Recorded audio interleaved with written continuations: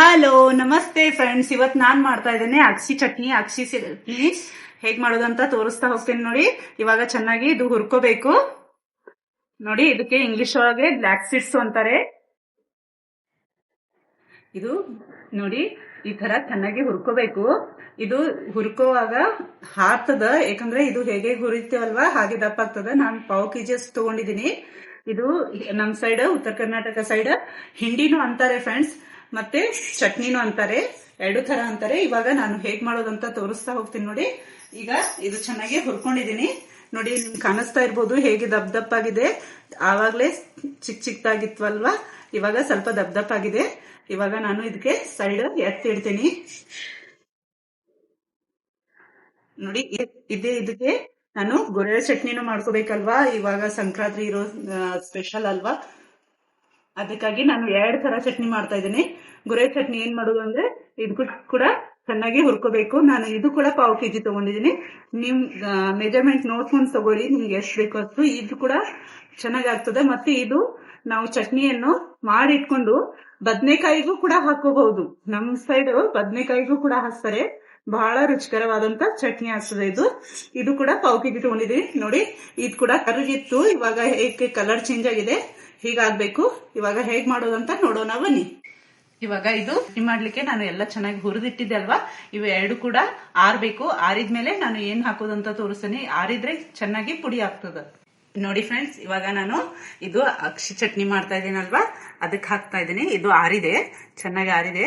ಇವಾಗ ಇದಕ್ಕೆ ಹಾಕ್ತಾ ಇದ್ದೀನಿ ನೋಡಿ, ಮಿಕ್ಸರ್ ಬೌಲಿಗೆ ಹಾಕ್ತಾ ಇದ್ದೀನಿ.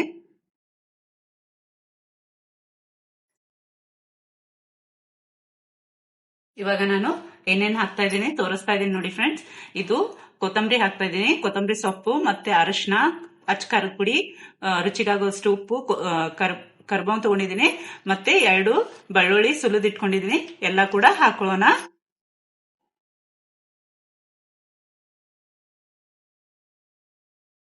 ನೋಡಿ. ಇದಕ್ ಮಾತ್ರ ಎಣ್ಣೆ ಹಾಕ್ತದ. ನಾನು ಹಸೆ ಎಣ್ಣೆನೆ ತಗೊಂಡಿದ್ದೀನಿ 1 ಕಪ್ಪಲ್ಲಿ. ಇವಾಗ ಮಿಕ್ಸರ್ ಹಾಕಿದ್ಮೇಲೆ 1 ರೌಂಡ್ ಹಾಕಿದ್ಮೇಲೆ ಇದಕ್ಕೆ ಎಣ್ಣೆ ಹಾಕ್ಬೇಕಾಗ್ತದ.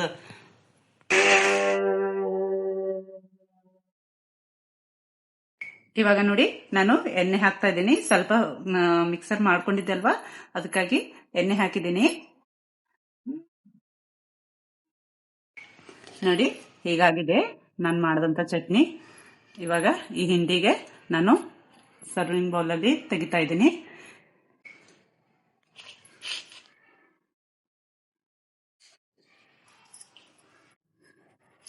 ನೋಡಿ ಫ್ರೆಂಡ್ಸ್. ಎಷ್ಟು ಚೆನ್ನಾಗಿದೆ ಅಲ್ವಾ ನೋಡಿ. ಈ ತರ ಆಗ್ಬೇಕು.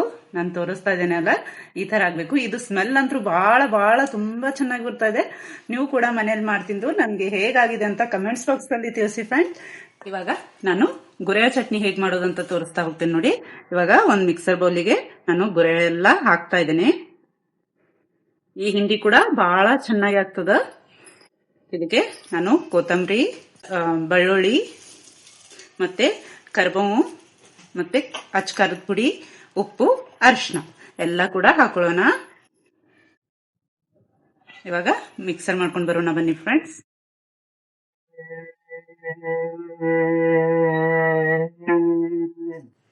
ನೋಡಿ ಇದು ಇನ್ನೂ ಕೂಡ ಆಗ್ಬೇಕು, ಅದಕ್ಕಾಗಿ ಇನ್ನೊಮ್ಮೆ ಮಾಡ್ಕೊಳ್ಳೋಣ. ಈ ತರ ಆಗ್ಬೇಕು. ಇವಾಗ ಇದು ಸ್ಮೆಲ್ ಅಂತೂ ಬಹಳ ಚೆನ್ನಾಗಿ ಬರ್ತದೆ. ಹುರಿಯುವಾಗಲೇ ಗೊತ್ತಾಗ್ತದ ಹೇಗೆ ಹುರಿತೇವಲ್ವಾ, ಅಷ್ಟು ಕ್ಲೀನ್ ಆಗಿ ನೋಡಿ. ಈ ತರ ಆಗಿದೆ.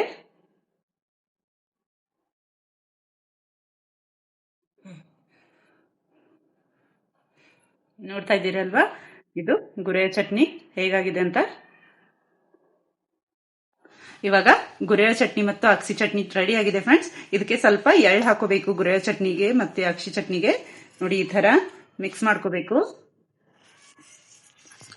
ಇದು ಸಂಕ್ರಾಂತಿ ಇರೋ ಕಾರಣಕ್ಕೆ ನಾವು ಎಳ್ಳು ಎಷ್ಟು ತಿಂತೇವಲ್ವಾ ಅಷ್ಟು ಚಲೋ ಇರ್ತದ ಹೆಲ್ತಿಗೆ ಅಂತ ಹೇಳಿ ನಾವು ಎಳ್ಳು ತಿಂತಾರೆ.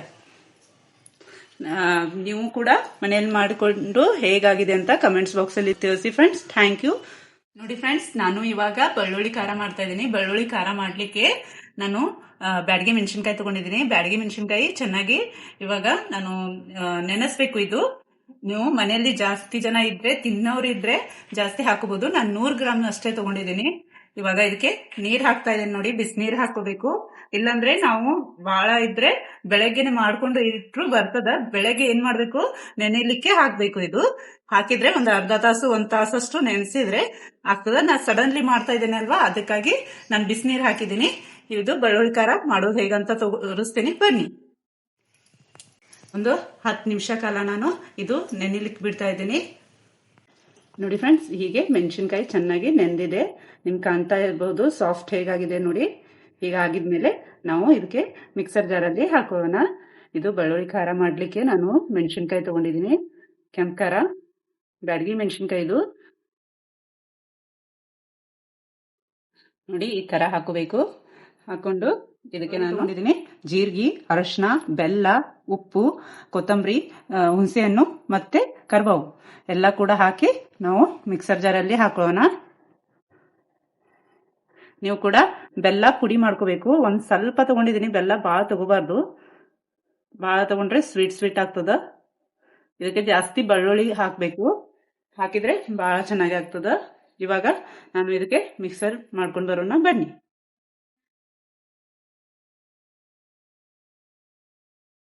ಈ ತರ ಆಗಿದೆ ನೋಡಿ. ಇವಾಗ ಇನ್ನೊಮ್ಮೆ ಮಾಡ್ಕೊಳ್ಳೋಣ ಮಿಕ್ಸರ್. ಈ ತರ ಆಗಿದೆ. ಇದಕ್ಕೆ ಸ್ವಲ್ಪ ನಾನು ಒಂದ್ ದೊಡ್ಡ ಸ್ಪೂನ್ ಅಷ್ಟು ಎಣ್ಣೆ ಹಾಕ್ತಾ ಇದ್ದೀನಿ. ಇದು ಎಣ್ಣೆ ಯಾಕೆ ಹಾಕೋದು ಅಂದ್ರೆ ಚೆನ್ನಾಗಿ ಎಣ್ಣೆ ಎಣ್ಣೆ ಆಗಿ ಮಸ್ತಾಗಿ ಕಾಣಿಸ್ತದ. ಅದಕ್ಕಾಗಿ ಈ ತರ ಟೆಕ್ಸ್ಚರ್ ಎಷ್ಟು ಚೆನ್ನಾಗಿ ಬಂದಿದೆ ಅಲ್ವಾ, ಹೀಗ್ ಬರ್ತದ ಅಂತ ಸ್ವಲ್ಪ ಎಣ್ಣೆ ಹಾಕೋದು. ಇವಾಗ ಇನ್ನೂ ಕೂಡ ಆಗ್ಬೇಕು ಇದು.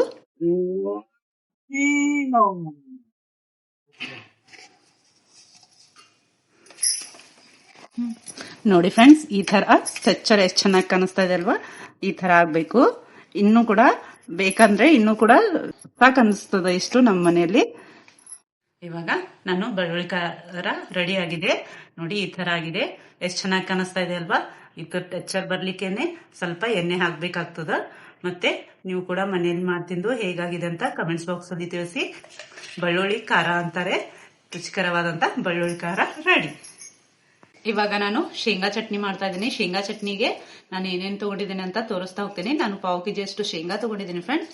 ಉಪ್ಪು, ಜೀರಿಗೆ, ಅರಿಶಿನ ಮತ್ತೆ ಕರಿಬೇವು, ಬೆಳ್ಳುಳ್ಳಿ, ಖಾರ ಮತ್ತೆ ಕೊತ್ತಂಬರಿ ಸೊಪ್ಪು ಎಷ್ಟು ತಗೊಂಡಿದ್ದೀನಿ. ಇವಾಗ ಹೇಗ್ ಮಾಡೋದು ಅಂತ ತೋರಿಸ್ತೀನಿ ನೋಡಿ. ಇದು ಎಲ್ಲ ಕೂಡ ನಾನು ಮಿಕ್ಸರ್ ಜಾರಿಗೆ ಹಾಕೋಬೇಕಲ್ವಾ, ಅದಕ್ಕಾಗಿ ಇದೆಲ್ಲ ಮಿಕ್ಸ್ ಮಾಡ್ತಾ ಇದ್ದೀನಿ ನೋಡಿ. ಹೀಗೆ ಎಲ್ಲ ಚೆನ್ನಾಗಿ ಮಿಕ್ಸ್ ಮಾಡ್ಕೋಬೇಕು. ಮಿಕ್ಸ್ ಮಾಡ್ಕೊಂಡು ಇವಾಗ ನಾವು ಮಿಕ್ಸರ್ ಜಾರಿಗೆ ಹಾಕೊಳ್ಳೋಣ. ಇವಾಗ ಕೊತ್ತಂಬರಿ ಹಾಕ್ತಾ ಇದ್ದೀನಿ. ಎಲ್ಲ ಚೆನ್ನಾಗಿ ಇದ್ರೊಳಗಡೆ ಮಿಕ್ಸರ್ ಜಾರಿಗೆ ಹಾಕೋಬೇಕು. ಇದಕ್ಕೆ ಸ್ವಲ್ಪ ನಾನು ಎಣ್ಣೆ ಹಾಕ್ತೀನಿ, ನಿಮ್ಗೆ ತೋರಿಸ್ತೀನಿ ಫ್ರೆಂಡ್ಸ್. ಮಿಕ್ಸರ್ ಮಾಡುವಾಗ ಇದಕ್ಕೂ ಕೂಡ ಸ್ವಲ್ಪ ಎಣ್ಣೆ ಹಾಕೋಬೇಕು. ಇವಾಗ ಮಿಕ್ಸರ್ ಮಾಡ್ಕೊಂಡು ಬರೋಣ ನೋಡಿ ಫ್ರೆಂಡ್ಸ್. ನಾನು ಎಷ್ಟು ಎಣ್ಣೆ ತಗೊಂಡಿದ್ದೀನಿ ಅಂದ್ರೆ 2 ಟೇಬಲ್ ಸ್ಪೂನ್ ಅಷ್ಟು ಎಣ್ಣೆ ತಗೊಂಡಿದ್ದೀನಿ. ಇದು ಬಹಳ ಸಣ್ಣಗ ಆಗ್ಬಾರ್ದು, ನಿಮ್ಗೆ ತೋರಿಸ್ತೇನೆ ನೋಡಿ. ಉಟ್ಟುಟ್ಟಿಗೆ ಇರ್ಬೇಕು ಶೇಂಗಾ ಕಾಳು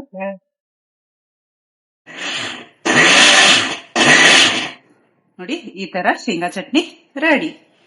ಈ ತರಾನೇ ಇರ್ಬೇಕು. ಇನ್ನು ಸ್ವಲ್ಪ ಹಾಕೊಳ್ಳೋಣ.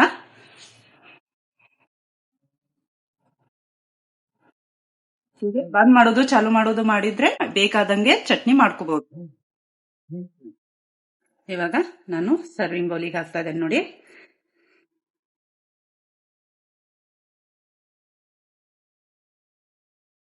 ನೋಡಿ, ನೀವು ಅಂಗಡಿಯಿಂದ ತಂದು ತಿನ್ನೋಕ್ಕಿಂತ ಮನೇಲಿ ಮಾಡ್ತೀನಿ, ಹೆಲ್ದಿ ಅಂಡ್ ಟೇಸ್ಟಿ ಇರ್ತದ. ಇದಕ್ಕೂ ಕೂಡ ಎಳ್ಳು ಹಾಕೋಬೇಕು ನೋಡಿ. ಈ ತರ ಎಳ್ಳು ಹಾಕಿದ್ದೀನಿ. ನೀವು ಕೂಡ ಮನೇಲಿ ಮಾಡ್ತಿದ್ದು ಹೇಗಾಗಿದೆ ಅಂತ ಹೇಳಿ ಫ್ರೆಂಡ್ಸ್. ನೋಡಿ ಫ್ರೆಂಡ್ಸ್, ನಾನು ಮಾಡಿದಂತ ತಿಂಡಿಗಳು ಹೇಳ್ತಾ ಇದ್ದೀನಿ.